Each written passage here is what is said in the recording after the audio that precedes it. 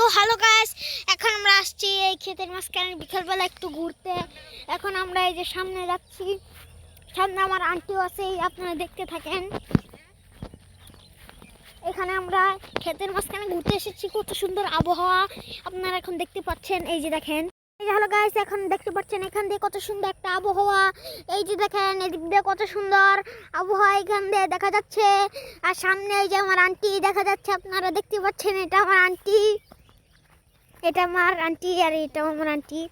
দেখেন আপনারা এই যে কত সুন্দর এদিক দিয়ে আবহাওয়া, আপনারা দেখেন এই যে ধান ধরে ধানে, এই যে দেখেন কত সুন্দর আবহাওয়া। এদিক দিয়ে ওইখান দিয়ে সূর্য ডুবছে, এদিক দিয়ে কত সুন্দর আবহাওয়া।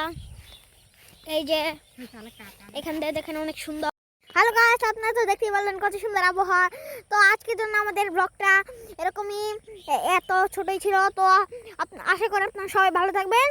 সবাইকে শুভেচ্ছা। আসসালামু আলাইকুম রহমতুল্লাহি ওয়া বারাকাতুহু।